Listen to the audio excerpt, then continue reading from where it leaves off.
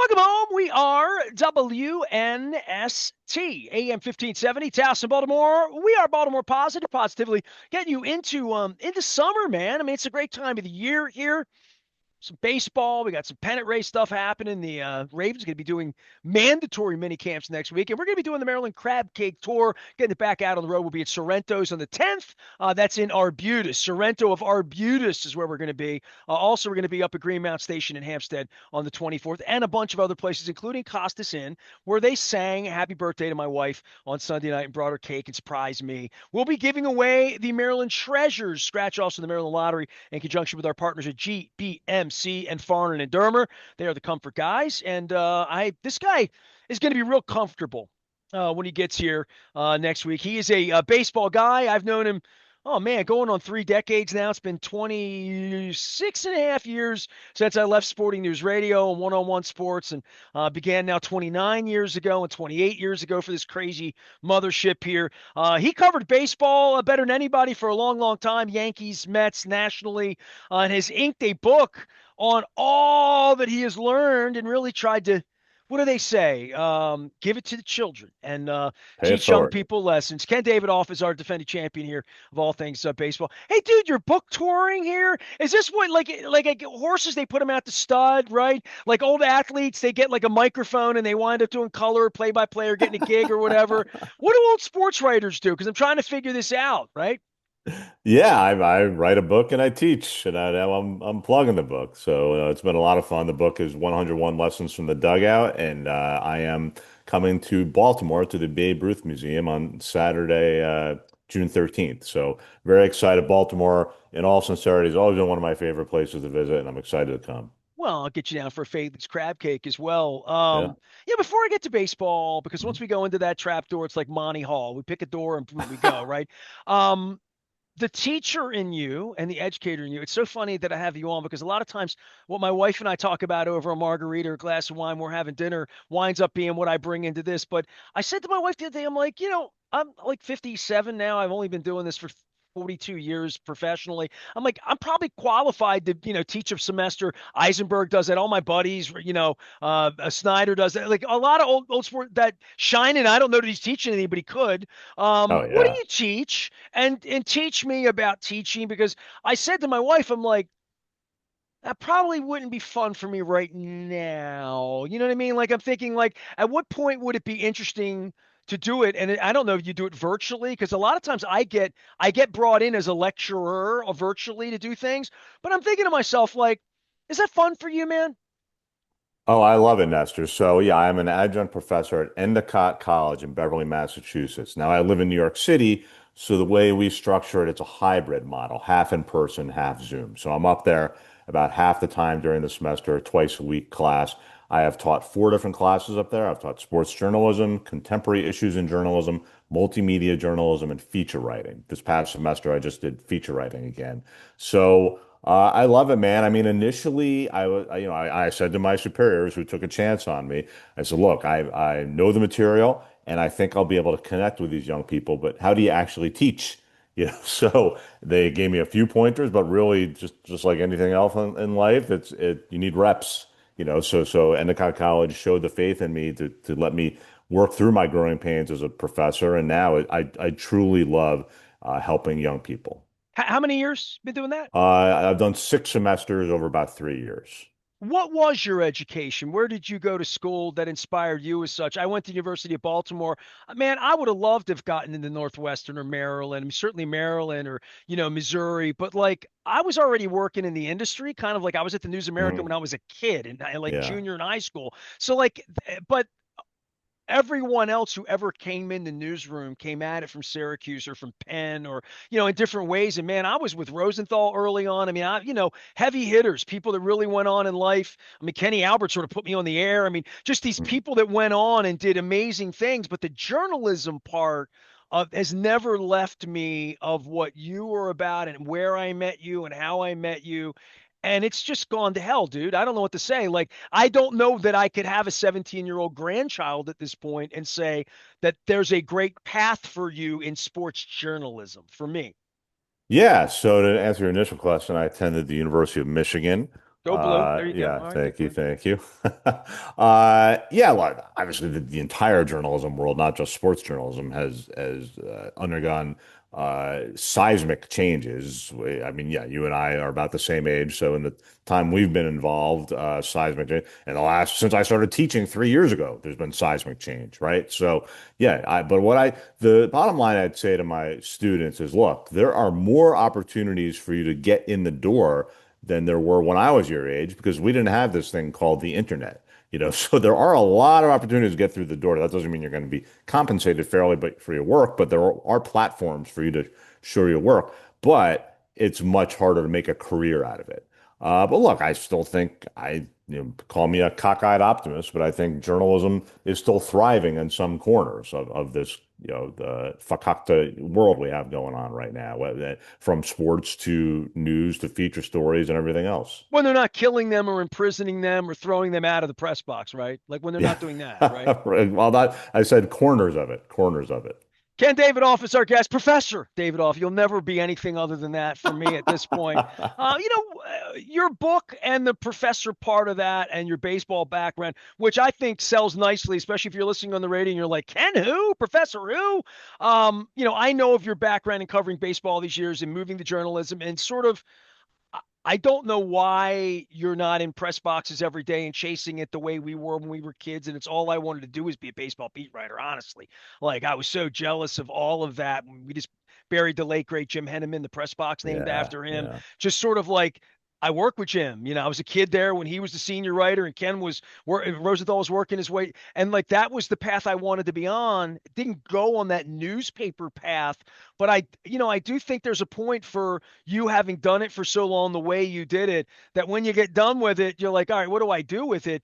Your book kind of speaks to, all right, all those box scores, all that money, all that steroids, all those glory, all the Steinbrenner. These are the lessons, and I think that that's sort of what your book's about, right?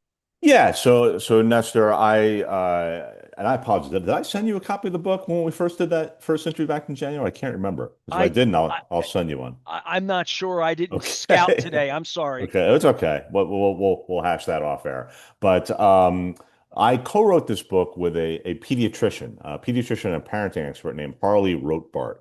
And so Harley is someone who spent his professional life dealing with young people and their challenges and their triumphs. And then he used baseball and softball as a tool to help these young people get through those trials and tribulations. And Harley obviously loved baseball and softball, coached his own kids. So this book is really his baby.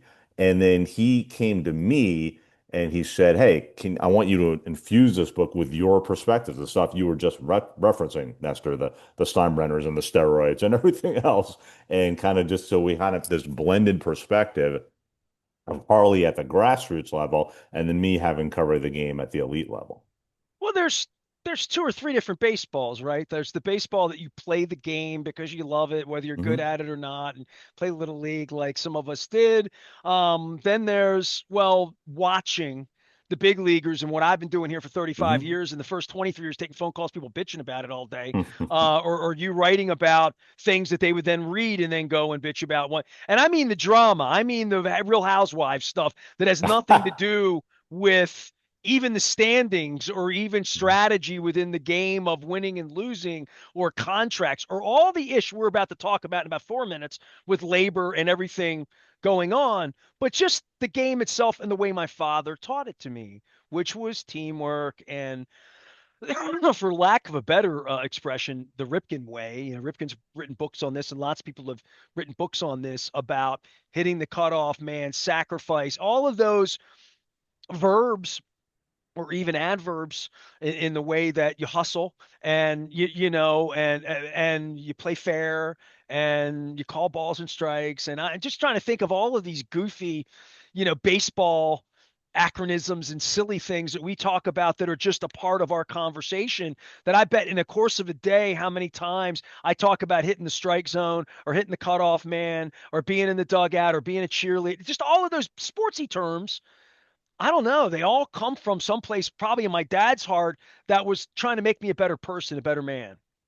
Yeah, and that's what our book is about. Our book is, it's 101 lessons from the dugout, so it's 101 1 to 2 page chapters breaking down all of these elements. Nestor, many of them you just referenced, the cutoff man and cheer, supporting your teammates, cheerleading, keeping the dugout clean, literally.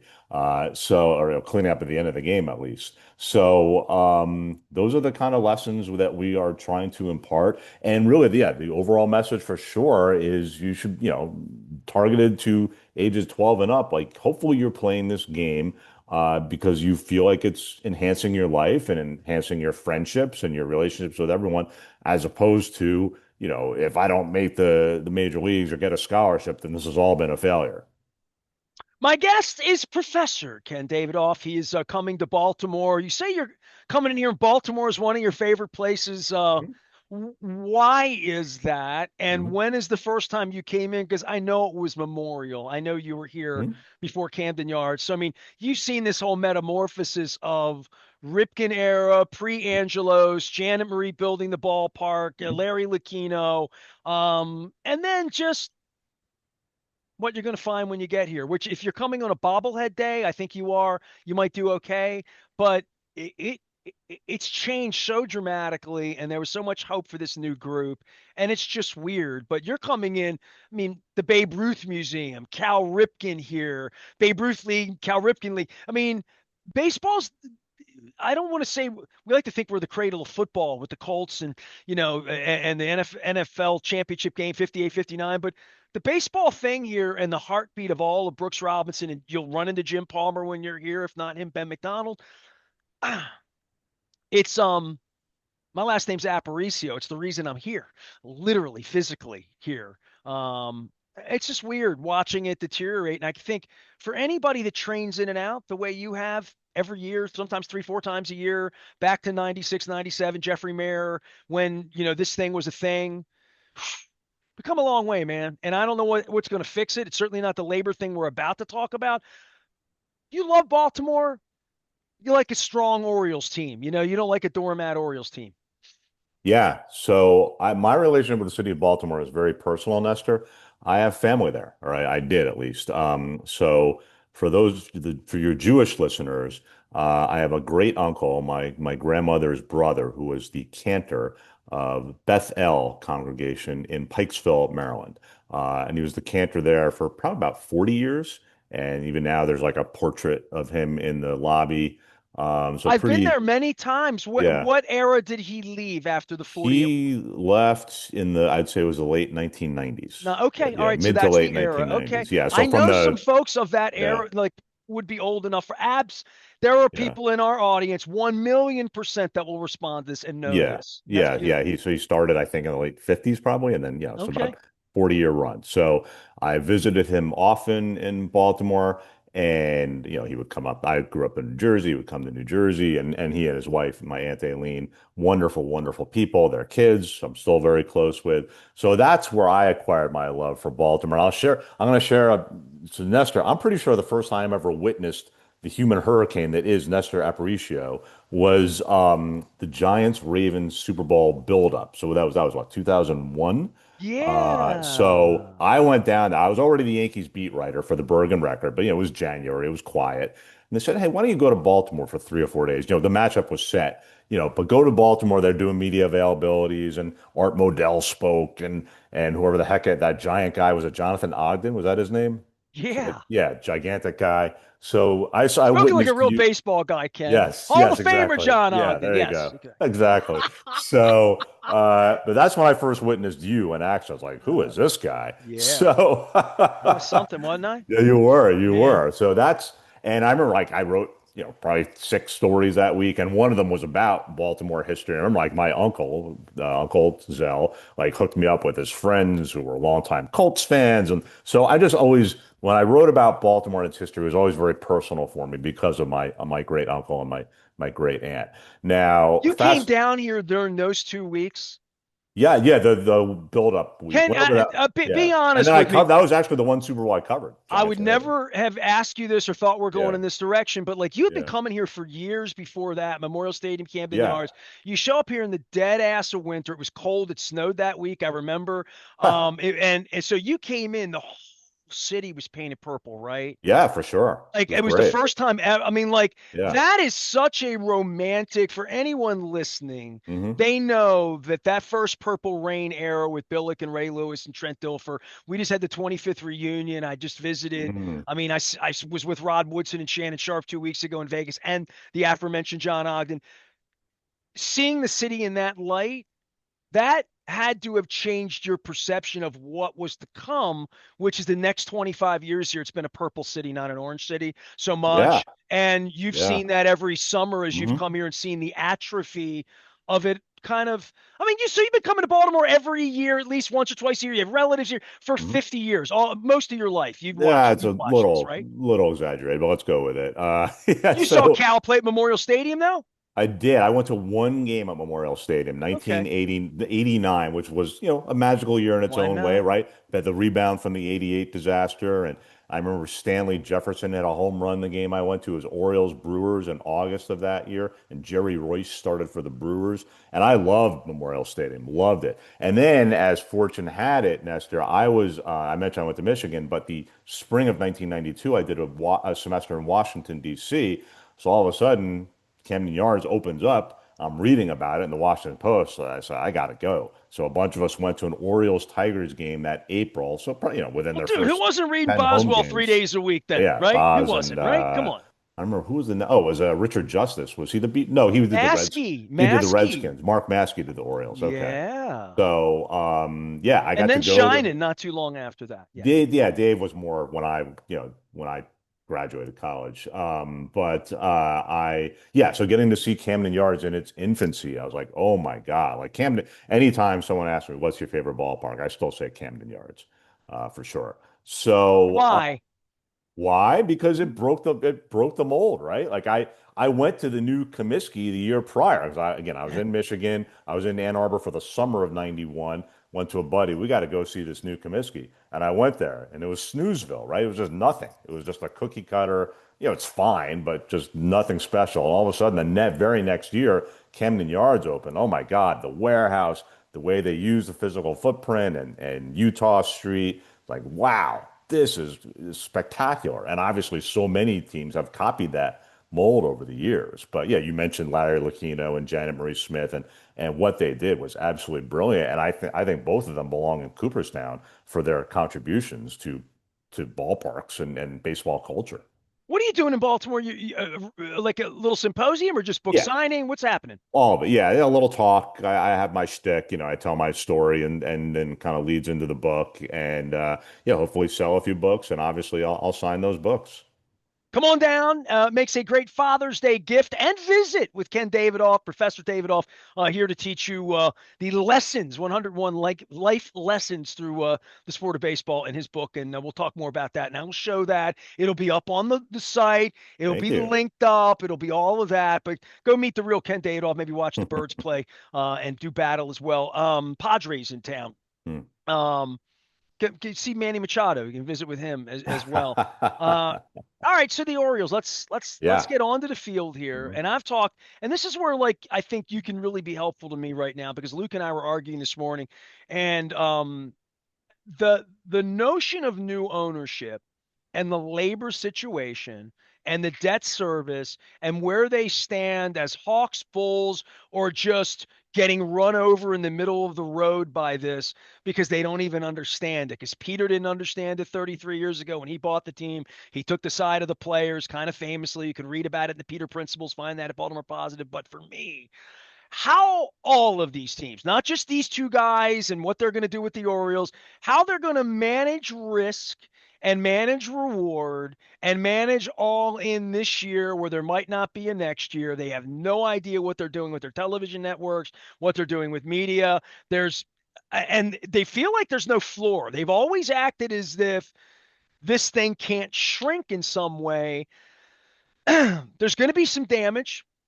I don't know what it's going to be, but you and I have witnessed this as long as apparently I'm older than you. I didn't even realize that. Well, Like Lords of the Realm, I was on the radio in 92 and yeah, I mean, 94 and you were like 8 when you started, right? That's the I you was said I you're was 57? 15 when I walked into the News American newsroom in Yeah. 1984. Okay. 84. That's unusual, So you yeah, acknowledge. yeah, very much so. Yes. And Okay. I was at the Sun at 17. My parents Yeah. signed the permission slip. That Again, was 86. unusual. So Yeah. 91, I was on the radio Right. at 22, 23. Yeah. So, but what I'm saying is Camden Yards being here was the first year I was on the radio.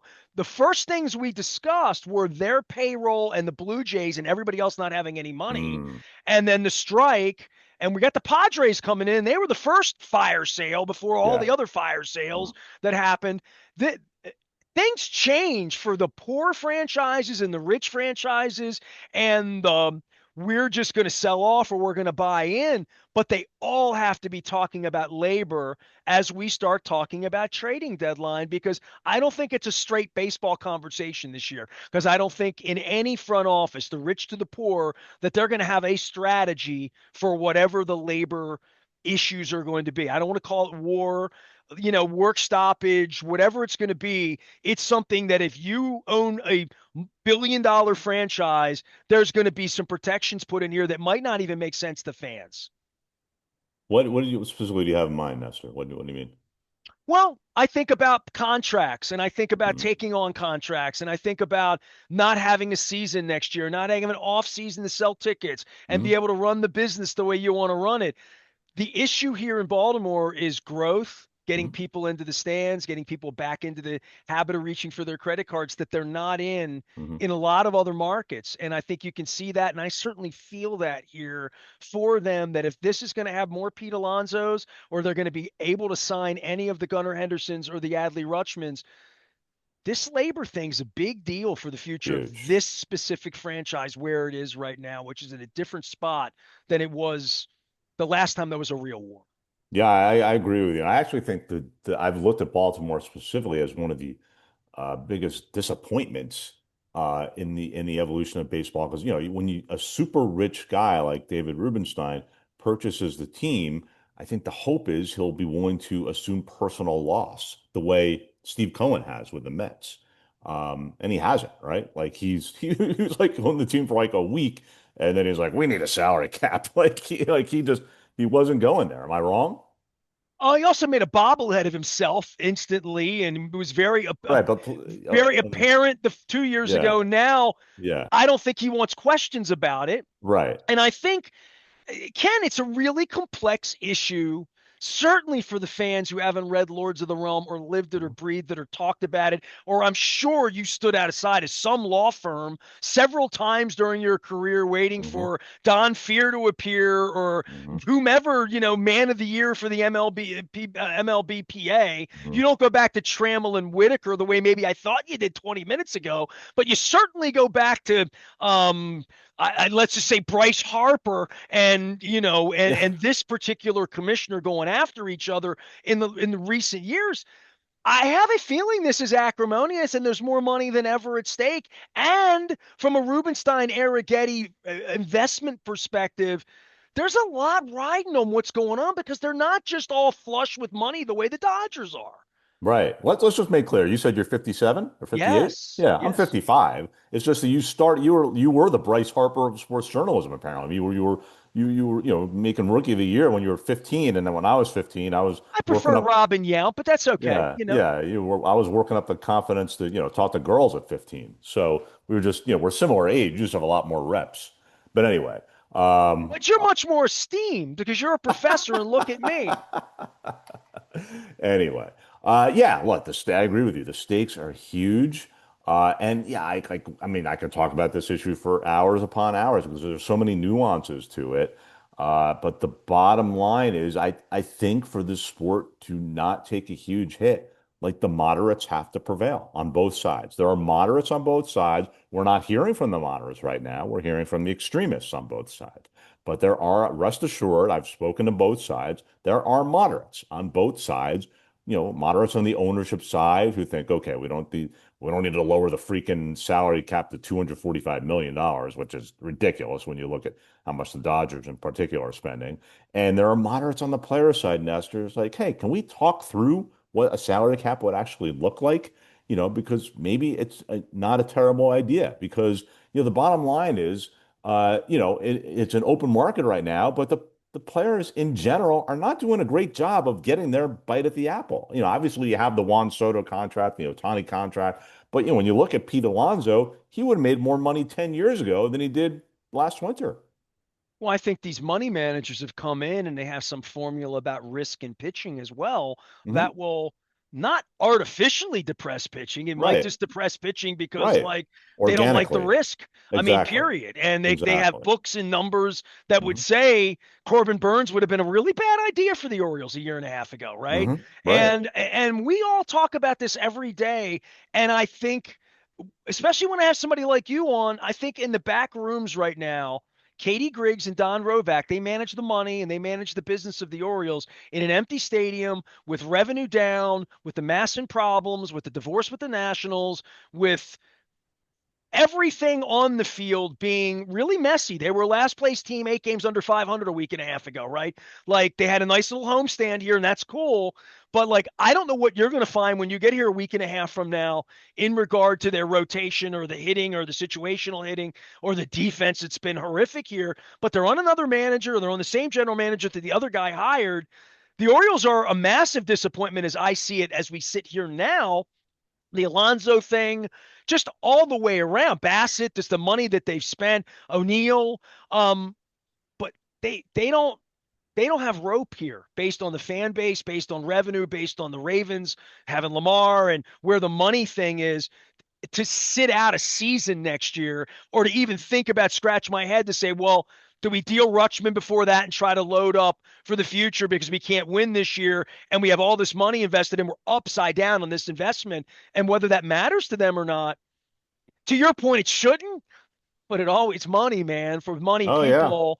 And this is going to be an ugly couple of months, especially if they don't win. I guess that's my point. They win, cool. They get in the race, good. They can sell some excitement. Nobody's expecting them to win the World Series, but nobody expected them to be where they were last year.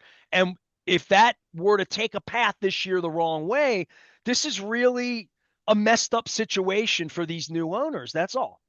I hear you. I hear you, Nestor. And that's, I think the case you're making is a case for, can lead one to advocate for tighter salary, payroll restrictions. If not a hard salary cap, then more intimidating luxury tax, a lower threshold and higher taxes.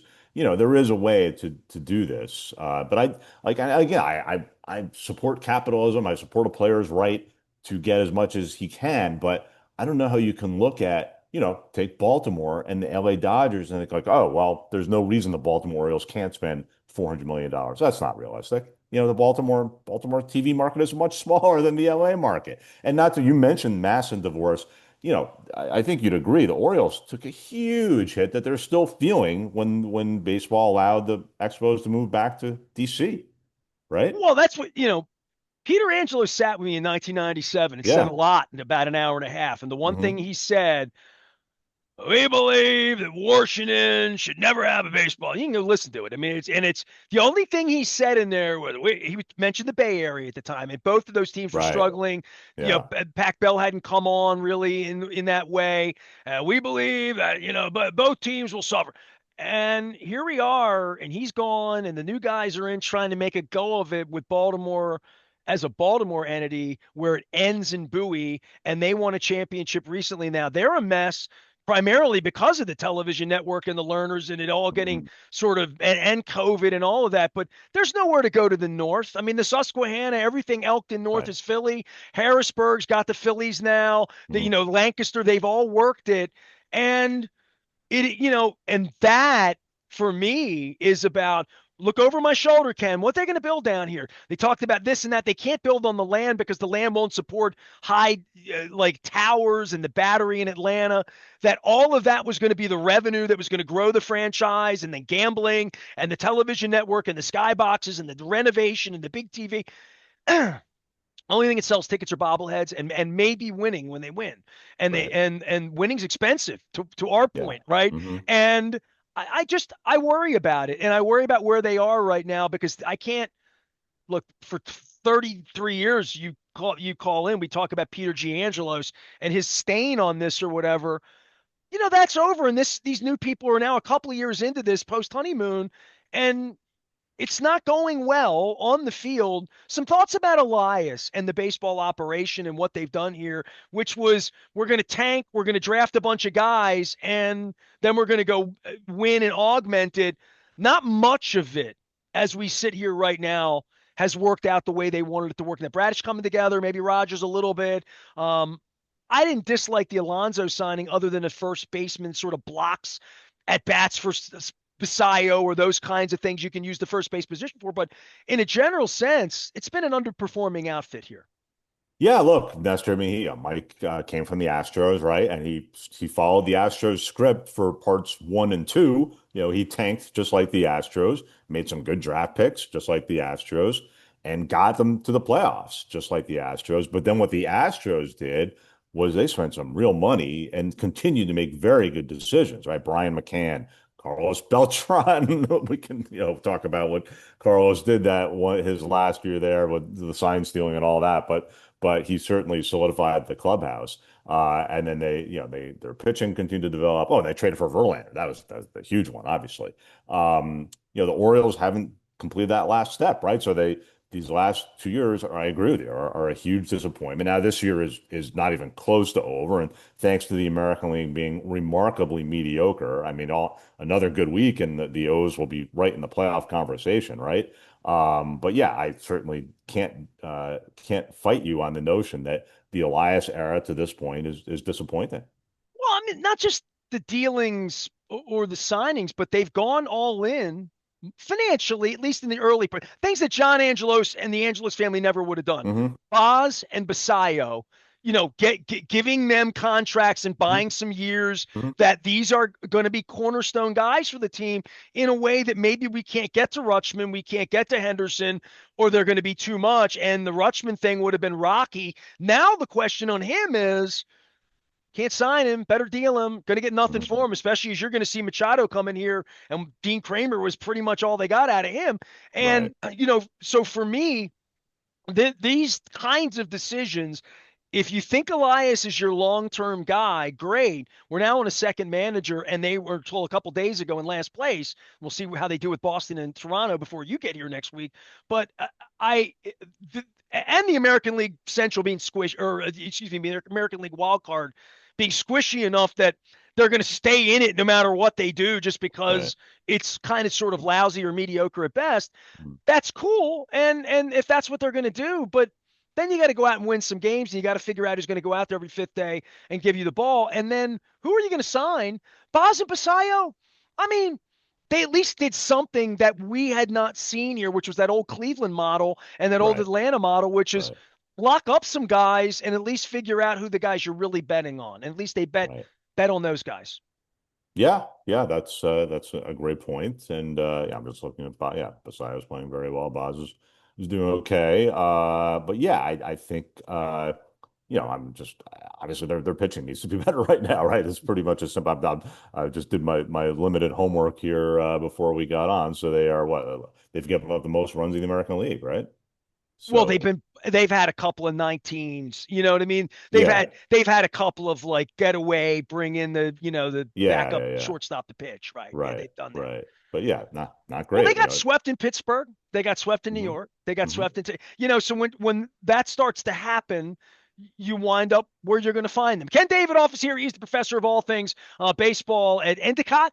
He is going to be the professor of 101 life lessons in baseball. He will be here at the Babe Ruth Museum. You've been to the museum before, right? I have, yeah. I've stopped in, but first time speaking there. The Casa de Bambino. What Yeah. time are you there? Noon. Noon, high Hmm. noon. Before the Father's Day game. weekend. This is good. Not Father's, no, week before Father's Week Day four. weekend. I'm sorry. I'm Yeah, sorry. it's okay.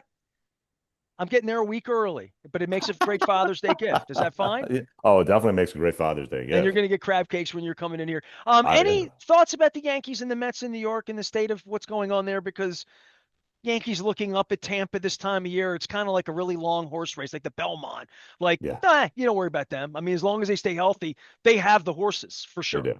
They do. Yeah. No, the Mets are the story in New York because they've just been we talk about very rich owners not going well for them. I mean, Steve Cohen says David Rubenstein, hold my beer, right? So yeah, the Mets, yeah, they just swept the Marlins. I think they've won four in a row now, so maybe they're turning it around. And I was actually there Saturday. They allowed inducted former Orioles manager Lee Mazzilli as well as Bobby Valentine into their Hall of Fame, which was very special. I'm friendly with both of those guys.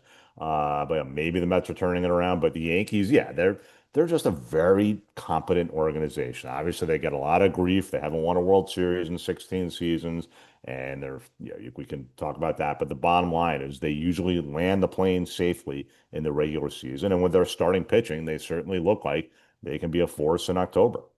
Lee Mazzilli was my guest at the Nasty Nice Guy Awards the day he was hired.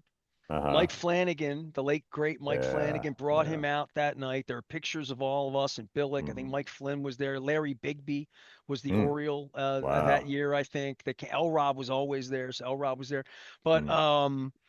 and Art Donovan was there. I think the Art governor was there Donovan. too. I think Bob Ehrlich was there at the time. So Donovan gets up and he's giving a speech. Hey, this new guy here from New York. I'm from New York. Let me tell you, Lee Mazzulli. He called him Mazzulli. It was the greatest thing ever. Perfect. So 23 Perfect. years later, you've Yeah. given me a chance to tell an Artie Donovan story. That's And great. Bobby Valentine was my favorite baseball player in 1974, 73, 74, Wow. 75. And I begged my father to take me out to see him play for the California Angels. Hmm. I think Ryan pitched, or maybe Tanana, Hmm. I think Gritch was already over there by Hmm. then. So, first at bat, I think he bat third in the lineup. He'll remember the story because when I bring it up, he remembers every part of Yeah, it. yeah, yeah, He yeah. got called out on strikes, threw his helmet, bitched at the umpire, got thrown out. And like my dad and I just got in our seats. It was top of the first inning. I was little. I was 6 years. I'll never forget it. I went out there to. My dad got me a California Angels little plastic helmet. Hmm. Hmm. Because my dad got me those things. Hmm. And Bobby V got thrown out, and I'm there. I'm like, Dad, he got thrown out. Dad's like, this is why. This is your life lessons to take this to Bobby V, including the Fu Manchu that he broke out the other day. Tell him these are life lessons. You don't talk back to the ump, or you get thrown out of the game, right? Umpires is a chapter in our book. Dude, I love Bobby Valentine, and I told him that Yeah, story all during our yeah. careers together. Hmm. Love Bobby V. Give my best to Lee Mazzilli or Lee Yeah. Mazzulli as well. And it was kind of cool to see them go in as well. So Yeah. anything they can do. I'll see you next weekend here at the Babe Ruth Yeah. Museum. Ken Wonderful. Davidoff is in. The book is in. Not in my hands, but it will be 101 life lessons From the uh, dugout. from the 101 lessons dugout. from the dugout. And you can find it. You're going to find it right Yeah. out at Baltimore Positive. You're going to find Ken down at the Babe Ruth Museum, where they always have lovely exhibits. Ken, thanks for coming on. Happy Father's Day to you, my friend. You too? Or you? No, you're not. Yes, I'm a You. father. I'm sorry. You too. You too. It's always a little awkward there. But thank you It's okay. for having me on. I It's always a appreciate it. pleasure, man. Yeah. Absolutely, man. Old friends and press boxes in New York and Baltimore and all that good Love stuff. Baltimore. Love it. I love I New really York, so do. there you Yeah. have it. All right, Yeah. best shirt I've seen in recent times. I'm walking. I had my favorite slice of pizza. I'm walking Broadway and 29th. About a month ago, I came in to see Springsteen, and a dude had on a sweatshirt, and instead of "I Heart New York," it was "I Heart NY." So it was like irony. So in other words, I Ha! love New York, but Interesting. there's irony associated. I can give that to a Yeah. writer. And I said to my wife, I'm like, oh, I just gave you a birthday idea. The guy that has nothing you can give a gift for, give me an irony shirt. Now I'll wear that through the streets. It'll be my New York shirt. Very Irony. cool. All Very right. cool. All right, man. I just go for the pizza and for the baseball and for the garden. Ken Davidoff is our guest. Go support him in his book. I am Nestor. We are WNST, AM 1570, Towson, Baltimore. We never stop talking Baltimore positive.